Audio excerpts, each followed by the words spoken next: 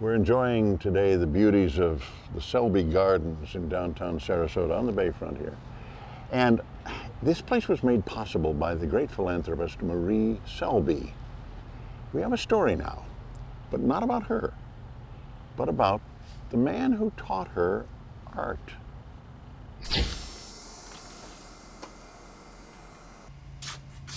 Robert Chase has witnessed a lot of life.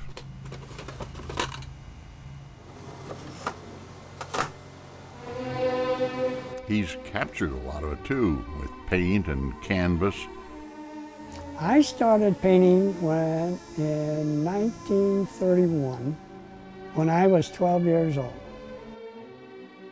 First sale I made was for a silver dollar, and I still have it, and I still carry it for good luck.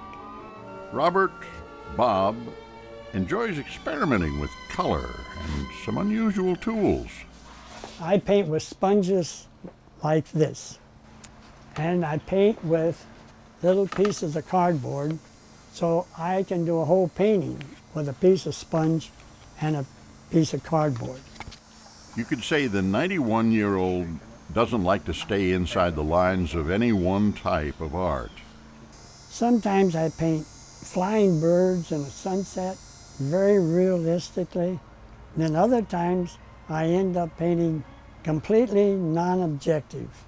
Bob studied at the universities of Illinois and Hawaii in the 1930s, but his artistic goals were put on hold when World War II broke out. His eye for composition was put to use by the Army Air Corps. So I ended up as an aerial photographer, ended up on Okinawa. After returning to the States, Bob hitchhiked from Illinois to the Florida border. There he met an old alligator hunter who gave him a ride south. And he got around 5, 6 o'clock in the afternoon, pulls into this quiet little town, and he pulls up and stops the truck, turns to me and says, "Soldier, this is as far as I go." And that's how I came to Sarasota. In new surroundings, with a new life, Bob picked up the brush again, taking courses at the Ringling School of Art. But he needed a studio and a place to live. He bought some land near the beach and an old abandoned church. I tore down an old church on North Trail, piece by piece, brought all the wood out here, and of course, no way would they allow you to do that today. With that, Bob created the home and studio in which he still lives today. Later on, I found out my house is 1 foot wider at the back than it is at the front, but it doesn't bother me, and to look at it, you can never tell. Bob got married and raised 2 girls. In the late 40s, he began teaching art, first at Ringling, then his own school.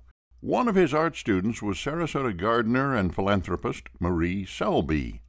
Marie Selby planted that banyan tree in my courtyard. The trunk was this big around. Now then, I suppose it would take 6 people with their arms out to go around the trunk. Surf, sand, and circus made Sarasota an artist's dream. For inspiration, Bob took his students on field trips to places like the Ringling Brothers' winter quarters. It was there in 1952 that he met actor Charlton Heston and director C.B. DeMille as they were shooting the movie The Greatest Show on Earth. Both Hollywood visitors ended up buying his work. And I was out sketching one time at the Circus quarters, and Cecil B. DeMille came by and said, "Let me take a look at your sketchbook." He looked through my sketchbook and he found a painting of a clown playing a guitar. He said, "Would you paint me a picture of that?" Every Sunday morning, Bob volunteers at the home of his former student, Marie Selby Gardens. Striking up a conversation with visitors from around the world is easy. They like it very moist. Especially if the topic is orchids, another of Bob's lifelong passions. The best place to raise orchids up north is either in the bathroom or the kitchen because otherwise they want to dry out. Yes, I could understand that. Oh! After 91 years, Robert Chase seems to have a simple formula for the secret of his success.